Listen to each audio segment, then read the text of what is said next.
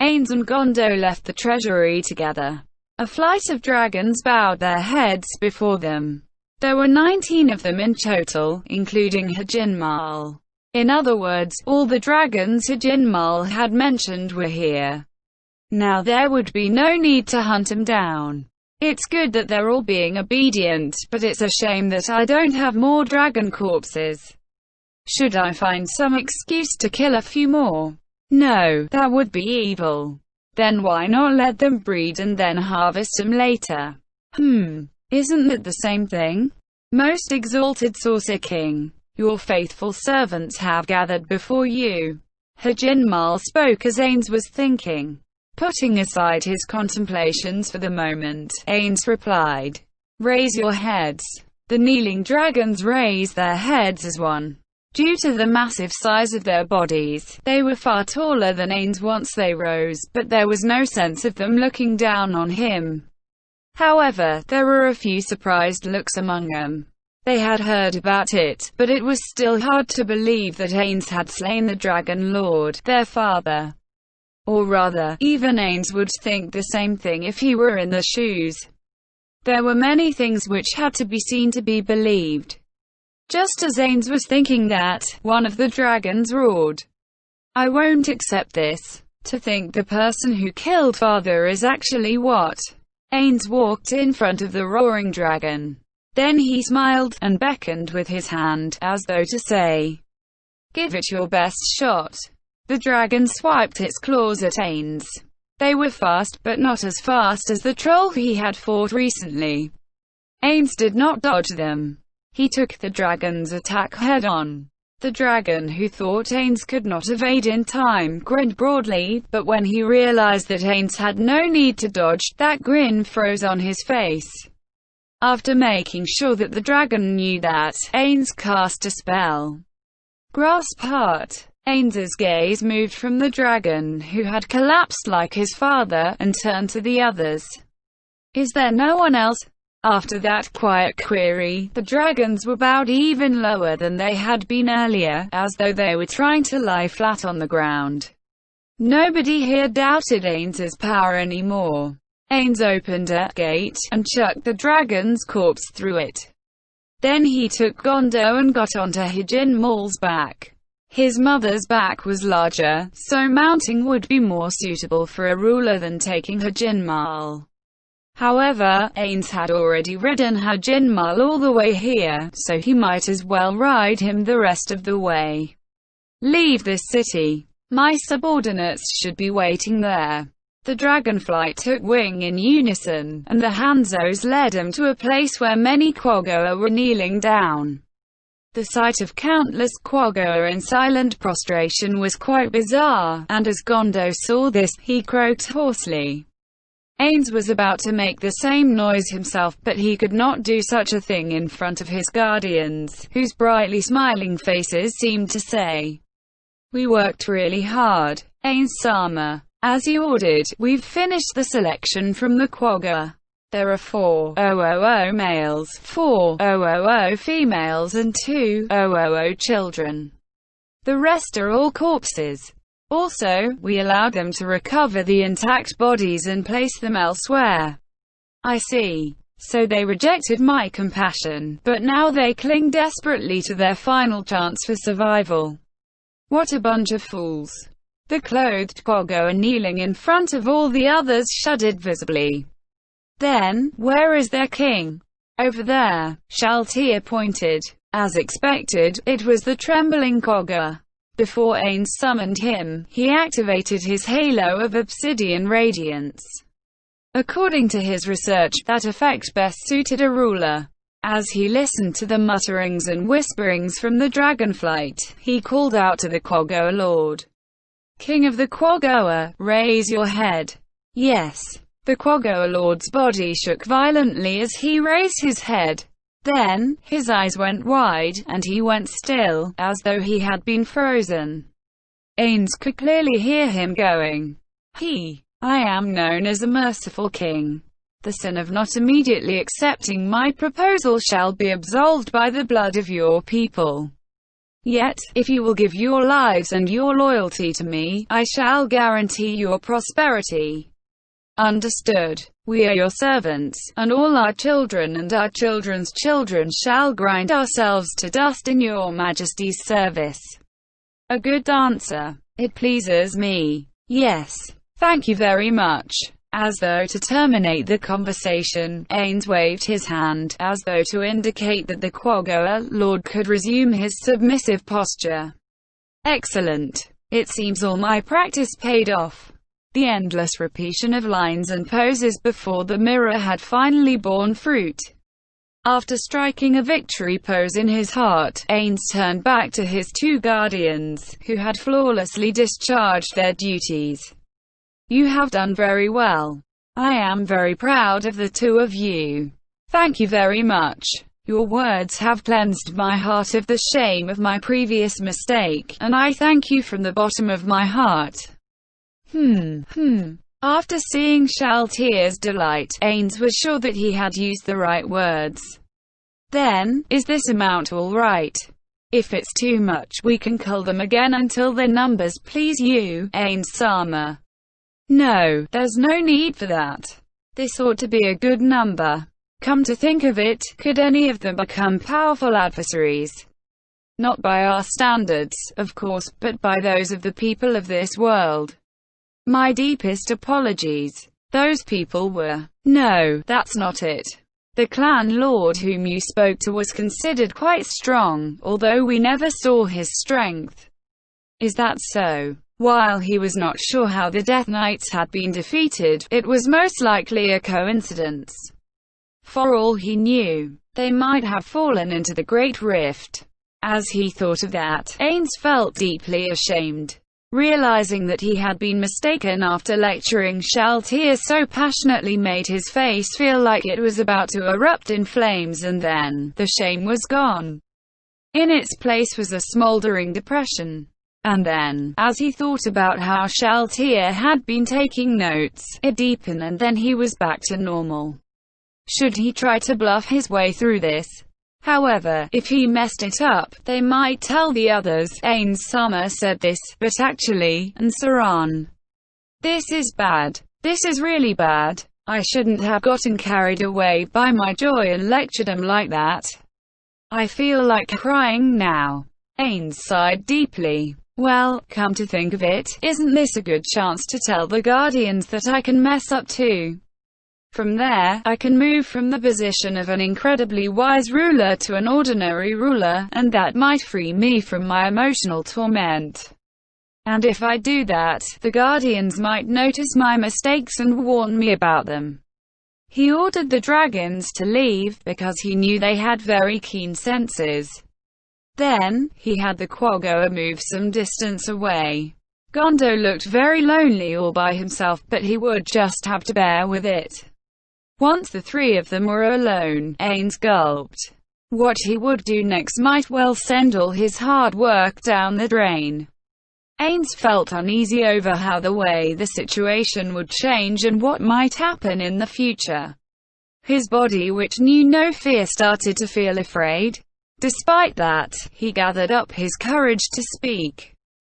You two, listen up. Do you remember what I said about the possibility of a being in this place that could easily defeat the Death Knights?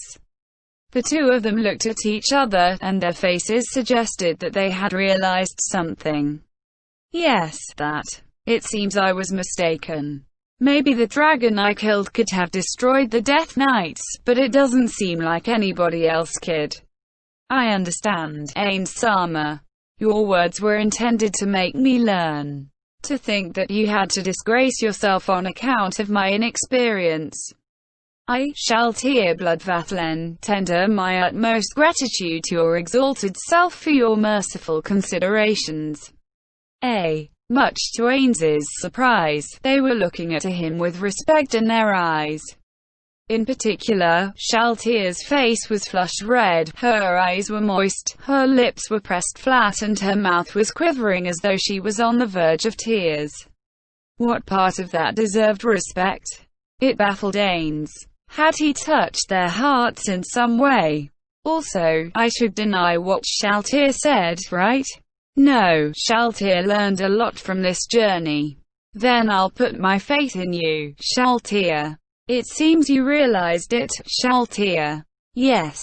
Their eyes seemed to shine even brighter. Say what? Ains thought that, but he still had to clarify himself. Still, even I can fail, and I can make mistakes. I hope you will keep that fact in your hearts. Yes. While I don't think it's possible for our great ruler to ever make a mistake, I understand, Ains Sama. Shaltir seemed to have reached the limits of her endurance. She sank to her knees and began sobbing. As she clenched her teeth and wept copiously, Aura put her hand on Shaltir's shoulders, her own eyes brimming with tears. While it was a touching scene which illustrated their friendship, Ains had no idea what was going on, and all he could think about was where Shaltir as an undead creature was secreting her tears, saliva and other bodily fluids from. Thus, he took refuge from reality by thinking about biology. While Ains had no idea how things had gotten this way, he decided to leave things as they were for now. Yes, there were far too many things in this world which defied understanding, or rather, they were situations where he had to feign said understanding. That was how he felt when he listened to his CEO explain important cases. Ains felt that this was merely kicking the can down the road, but at the same time, he felt that his future self who would encounter the problem again would be a better person. Thus, Ains did the only thing his present self could do now. After kneeling down in front of Shaltir, he wiped her tears away, like a parent would for their child. And then, in that moment, even more tears coursed down her cheeks. Ains Shama. Alright, don't cry, Shaltir. I told you the same thing back then, didn't I? You can't waste your beautiful face on tears. Was I usherful to you? Yes. You did very well. You were everything I expected of one of my guardians. Ains Shama. Shaltir clutched the material of Ains's robes. Alright, it's about time you stopped crying. Oh okay. Shaltir looked up at Ains as she breathed in through her nose and tried to wipe her tears away. Thank you so much for all the kindness you have shown me. Alright, then we ought to move on now. There's still a lot to be done, no? The council chamber had been noisy all morning, but after receiving the latest piece of news it fell silent. If they were not hugging their heads, they were scratching them. Not a single dwarf in the room could stay calm. And then, someone spoke. He's back. Well, that was fast. Did he really take back the royal capital? Are you trying to find fault with him? What a brave fellow you are, putting yourself at odds with the monster No, the mighty being who returned after seizing control of that dragon's nest of a royal palace. I'd say you're as brave as that hero king from the legends. By the way, please tell him that all of us believed in his majesty from the beginning. According to the messenger, he seemed to have returned on Dragonback. Dragons were very strong, and thus they were very proud. They were thus very interested in how anyone could have performed the shocking feat of subjugating such a being. The obvious explanation was that he had used magic to force its compliance. However, when they took into consideration the matchless might of the Saucer King, it was equally plausible that he could have cowed the dragon into submission by sheer force alone. No, the latter was more likely. It did not seem like that Saucer King need any magic to rule over dragons. The absurd mental image of a dragon kneeling before him in submission even flitted through his mind. The director of food production sighed deeply, and then he turned a stiff, stern gaze on everyone else. Then, what should we do? We're out of time, aren't we? His Majesty has returned. If we don't meet him right away, we'll be in trouble. That means we have to make a decision right away, about the Forge Master. The Forge Master had fled the country with the metal ingot which the Saucer King had entrusted to him. Needless to say, the act of running away with an item that another country had given to them for the purpose of making something was unforgivable. This black mark would be visible for all to see when the dwarven nations made deals with other nations. It was a fatal blow to a country which traded on its smithing abilities. Who would commission any work from a country with such a bad reputation? Worse still, it was not an average blacksmith who had run off with the item, but a member of the nation's leadership. It might well be interpreted as the nation pulling strings behind the scenes. As they imagined the future which might result from this, they began searching, all the while discussing what they should do if they could not find it. However, none of them could find an answer which would result in the Saucer King granting him his forgiveness. "I still can't believe he actually ran off with that ingot," the cabinet secretary muttered, but those words had no meaning here. They were long past the point of feeling anything for them. The commander-in-chief looked coldly at the cabinet secretary. "Then what should we do? There's no doubt that he ran away with the ingot. We've also received eyewitness reports of the Forge Master leaving. Could he have been controlled by the Saucer King's magic?" The room returned to silence in an instant. Nobody here actually expressed their agreement with the statement, but rather, the commander-in-chief grew more and more displeased.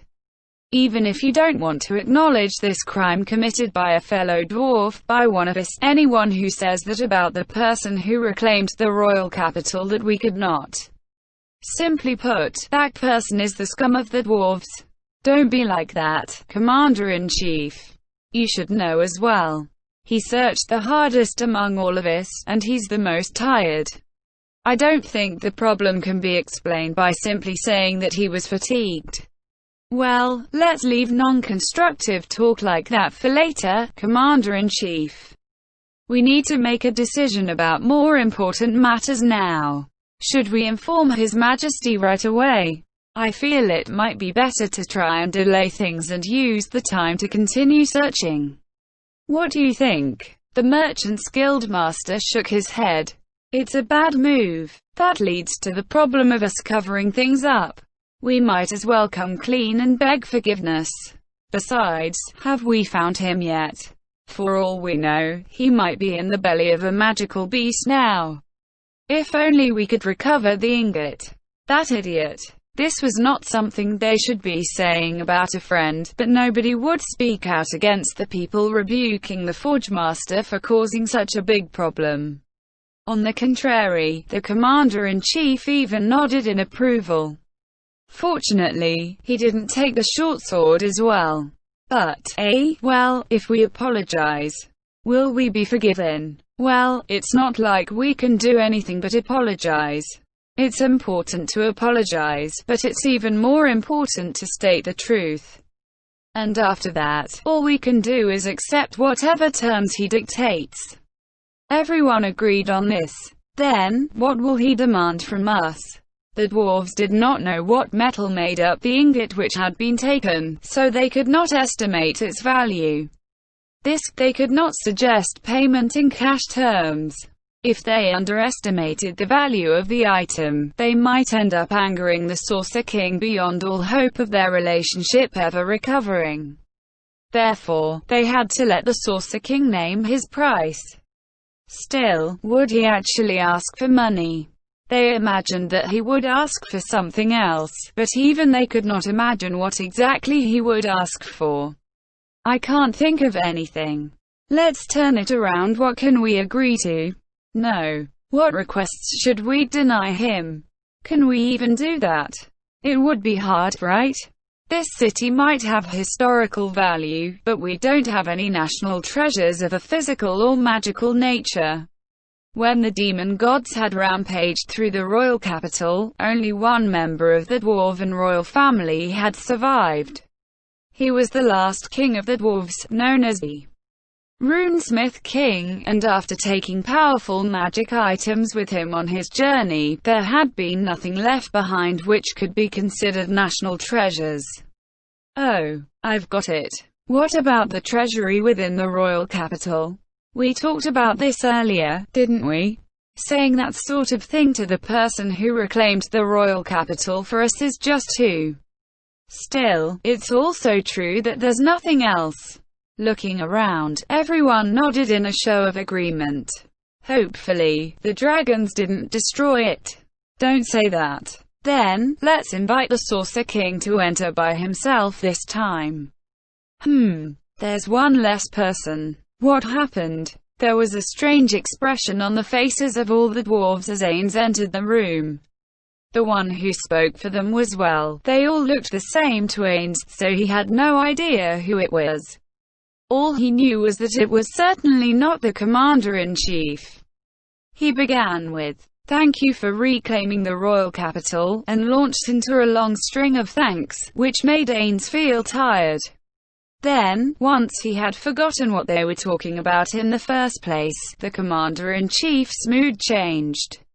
"There is also another matter which we must tender our sincere apologies, Your Majesty. The ingot which Your Majesty entrusted to us has been stolen by the Forge Master, who fled the nation with it. We are currently searching for him, but we have had no luck in finding him. Your Majesty gave us that ingot and your trust, but yet an incident like this occurred on our part. We do not know where to begin apologizing." The dwarves bowed as one. Frankly speaking, Ains had no idea what was going on. Therefore he asked, why would he do something like that? Did running away with the ingot mean that he was going to sell it to someone? Was it financial greed that made one of the Dwarven nation's councillors abandon his post? For a moment, Ains wanted to say that there was a player involved, moving their hidden pawns in the Dwarven nation. However, a player would not need an ingot like that. It was not valuable enough to make people forsake their position. Even for very low-leveled players, that being the case, it would have been more advantageous to keep their subordinate hidden and in a position of power. We don't know. We honestly do not know. None of us have any idea why he would perform such a rash act. Then, my next question, what about the armor I requested? The dwarves exchanged glances. We cannot possibly apologize enough for that. While he left the short sword, he took the ingot, and we're unable to return it to you. We have already sent out search parties and we will return it once we find it. Then, if you will permit it, please allow us to offer a substitute for the armor. While it pales in comparison to the ingot you entrusted to us, it is the greatest effort we can muster. We plan to prepare 3 sets of adamantite chainmail, and then enchant them to the best of our ability. If you desire a shield, we can fashion one for you out of orichalcum. Umu. Now if he were a malicious customer with a complaint, now would be the best time to make a scene. However, Ains did not want to be such a customer. Still, the loss of the ingot. Does it pain me? It's not rare. I have many more like it. And for all I know the metal isn't found here, but it might be obtainable in other regions. That being the case, it'll be better to have more suits of armor, right? They did say they were going to enchant him too. Plus, even if they do find that ingot, it's not like they're going to ask for all the other items back, right? That would make this a pretty good deal. If you don't have it, it can't be helped. Then, let's leave matters at that. Discuss this with Zenberu later and prepare what he wants. The dwarves sighed in relief. Should he have given him a harder time? Still, it would be bad if people doubted his kingliness due to his pettiness. In that case, perhaps accepting their offer would allow others to view him as a generous person. Still, they ought to be alright with a request or two. Then, may I add another request to that? What is it, Your Majesty? Their stiff voices indicated that they were all on guard against him. There is no need to be so tense. It isn't a big matter, after all. I simply wish your country's support for the matter of recruiting runesmiths. What do you mean by that? Could you hold a ceremony in this country and make a public announcement about them working in my nation? That would surely make them happy. The dwarves looked at each other and nodded instantly. Really now? Then please allow my nation to handle the matter of catering. Preparing for these will take some time, so I hope you won't mind my staying here for a while. There were no objections from the dwarves. Ains smiled in his heart. Now he would not need to return to Erantle. At first, he thought he would have to spend more time on all this, but in the end he had taken back the royal capital in a flash.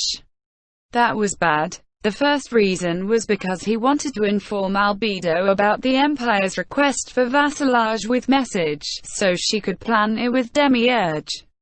Things would be very bad if he were present. Therefore, Ains needed a reason to not go back. Also, he wanted to improve his friendly relationship with the dwarves, which was also a very understandable reason.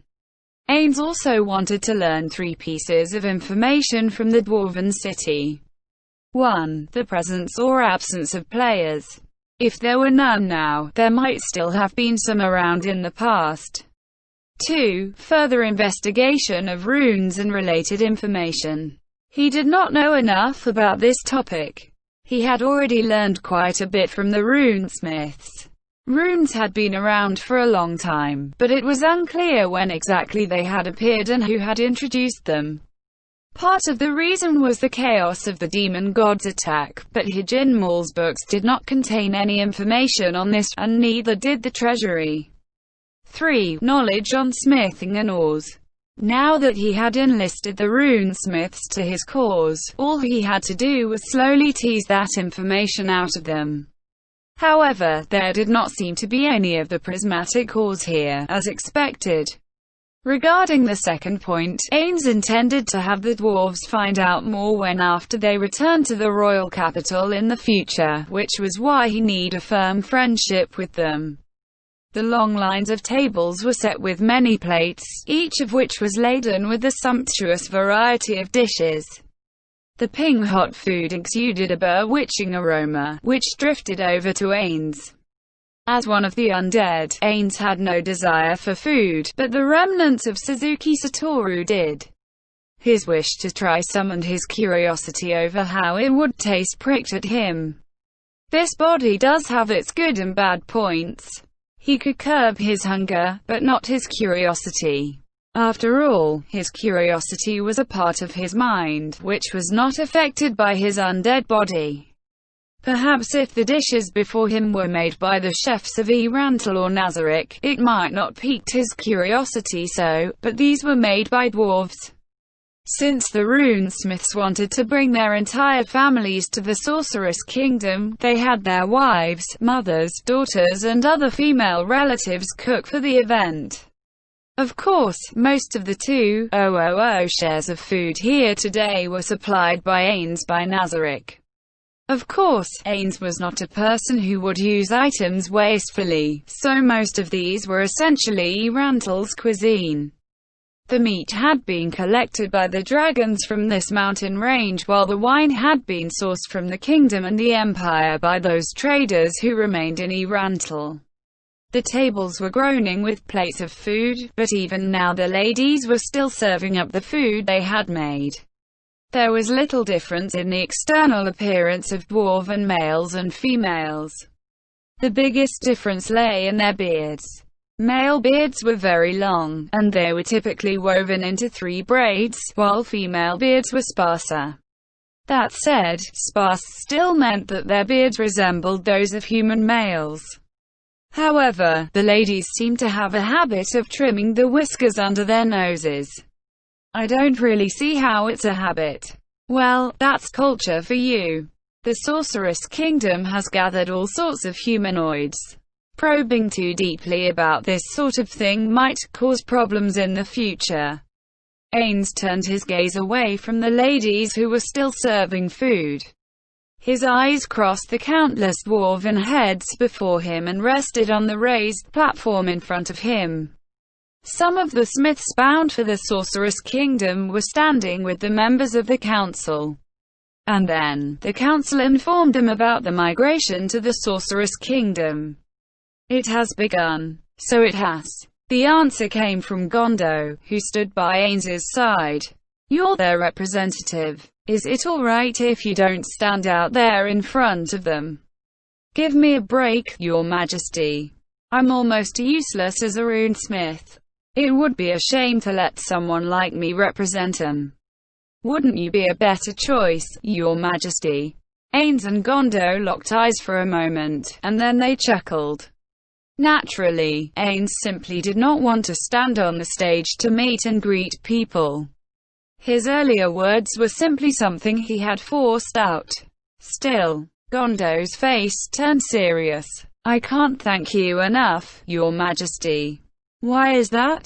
This farewell party. Please look at the people on stage. Ains looked at the stage once more.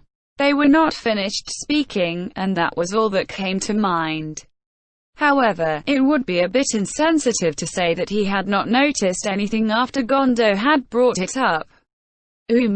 I see. In the end, he simply used the appropriate answer as a smokescreen. It is as Your Majesty surmises. Everyone's eyes have changed. Indeed, they have, Ains replied without thinking, though he still had no idea what was going on. Still, why is that? Gondo chuckled, like he found it amusing. It is the joy of feeling admiring gazes on them once more.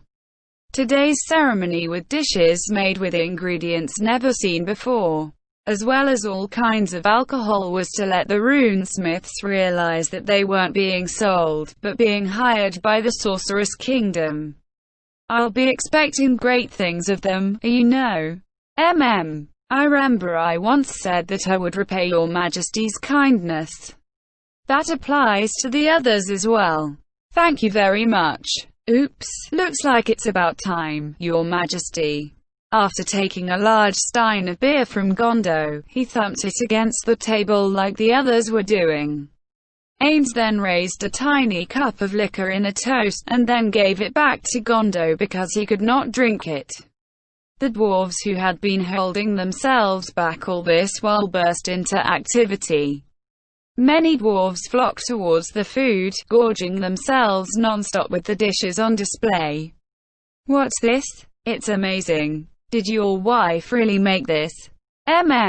His Majesty provided the ingredients. We had a lot of failures while trying it. It's good, that's a fact. But to an old fogey like me, it could stand to be a bit blander.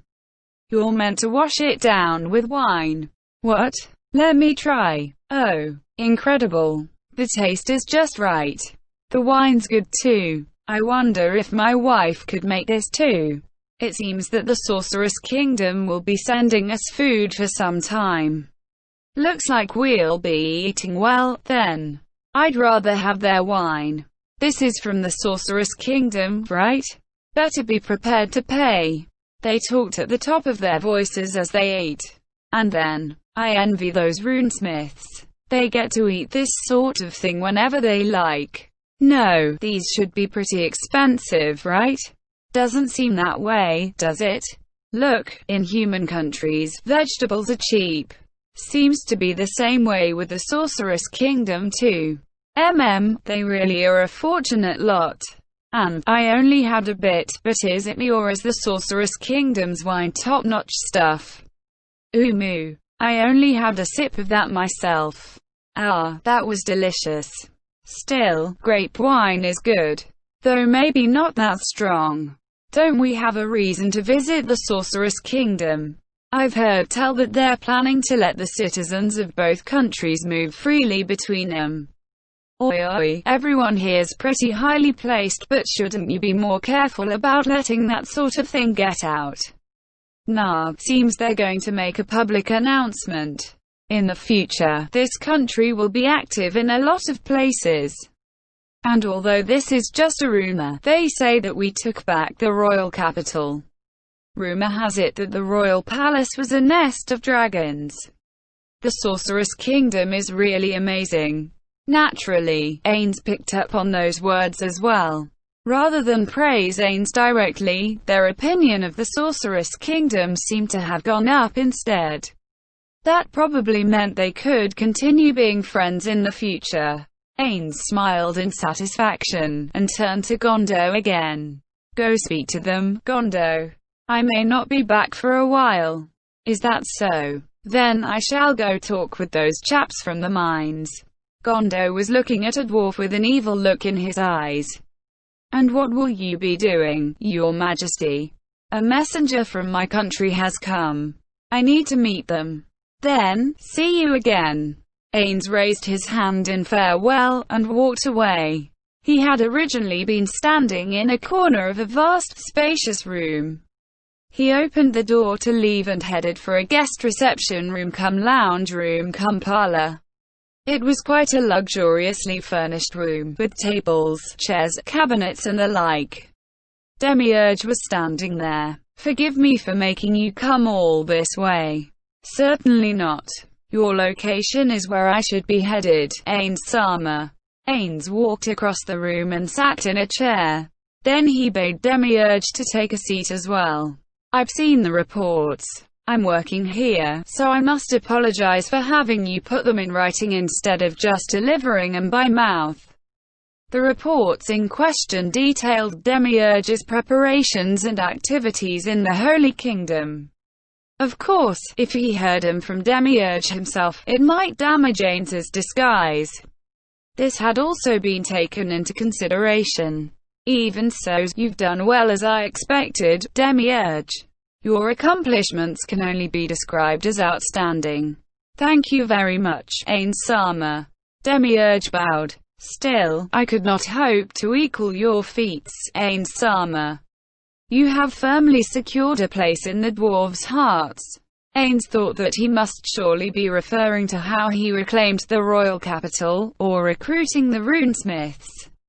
However, was that really the case? So it seems you've seen through it already, Demiurge. Do you think the dwarves have noticed? Rather than notice it, I think they have no other alternative. Why wasn't there anyone else here? If only there were, he could use his usual tactic. As Ains studied Demiurge in detail, he noticed a smile on his face. What's so funny? Demiurge's smile made Ains's non-existent stomach ache. Albedo's smile was similarly terrifying. The idea that they might have seen through his act made his non-existent heart pound faster. If the dwarves see through it, what do you think I should do? I doubt that will be a big problem. After all, you did provide the catering for the runesmith's farewell party. With that, you can shrug off anything the dwarves say. What's he talking about? I trust it's not important, then. Now that his attempts to lead Demiurge on had failed, Ains decided to leave it at that. Asking too much about an intelligent person like him was very dangerous. Then, how goes the vassalization of the Empire? Yes. Albedo and I have discussed the matter and we have drawn up a draft. After that, we hope you will look over it and share your opinions with us. If Demiurge and Albedo finished it together, then I won't need to step in. Ains thought that, but did not say it. Have you given the Empire enough benefits? Enough that the neighboring countries will look at the Empire and think, life will be good for us once we became vassals of the Sorceress Kingdom, or something along those lines? It will be fine. Ains muttered, yes, in his heart. In that case, he could give it his okay without even looking at the draft. Even so, your achievements in the Dwarven Kingdom and the Empire were truly breathtaking. Imagine the term, fathomless wisdom, exists to describe you, Ains-sama. Certainly not. I'm confident you could have done this easily as well, Demiurge. Demiurge revealed a rare expression, a bitter smile. Then he shook his head. Indeed, if that was all. Even so, how far into the future have you predicted the course of the Sorceress Kingdom? Not even tomorrow. But of course, he could not say that. Ains wondered what sort of answer would fit the style of a ruler. Just then, he remembered a guild name from Yggdrasil. It was called Millennium Kingdom. If only the Sorceress Kingdom could really last 1,000 years. Perhaps it was because of that thought, but a relevant memory came to mind. He had no idea why the guild's emblem was that of a crane, and so Ains had asked Yumiko about it. After that, she told him that it was because cranes were said to live for 1,000 years in mythology. Similarly, tortoises would live for 10,000 years. Ains frowned as the words slipped out. He had accidentally overstated the scale. Just as Ains hurriedly looked toward Demiurge, intending to correct himself, he realized that it was already too late. To think your plans were of such a grand scope. Demiurge's eyes went wide, and those jewel-like pupils of his shone even brighter. Ah, this is bad. I was kid. That being the case, things like spreading the undead around must surely be to encourage the other nations to rely on you rather than viewing our troops as dangerous elements, Ains-sama. That must be the right answer for someone who views the world from such a wide angle. Still, how fearsome you are. Ains did not know what he was saying, but he knew there was only one thing he could do at this point. Well done, Demiurge, you have completely anticipated my plans, as I expected. Quote, however, he could not use that tactic all the time. Therefore, this time, he would say, Phew, I haven't thought that far, Aead, Demiurge. Is that so? Understood. I shall carve this matter into my heart. As he saw Demiurge's gentle smile, Ains's heart flooded with cold sweat. What's going on? I'm not too sure, but doesn't this mean I'm in an even more precarious situation now? However, Ains had not thought of any solutions. Then, he would have to deal with it with a fake smile. Phew. I'll leave it to you then, Demiurge. Phew. Understood, Ains-sama. In contrast, Demiurge's smile shone even brighter than before. Even though he wanted to cry, Ains managed to pull himself together enough to ask a question in a trembling voice. Then, Demiurge, about the report you sent. When do you think it will take place? It will begin in the fall, but I shall have to trouble you in the winter, Ains-sama. The beginning should be fine, but once the opposition makes their move as well, there might be some discrepancies even if we manage to manipulate them. Well, you did plan this after all, Demiurge. I can leave it to you in peace. Thank you very much, Ains-sama. As for the matter of the Empire's vassalization, I'll listen in detail once I return. Can you give me a copy of the plan first? Understood. Then, I look forward to how this project of yours will unfold. Demiurge, end chapter.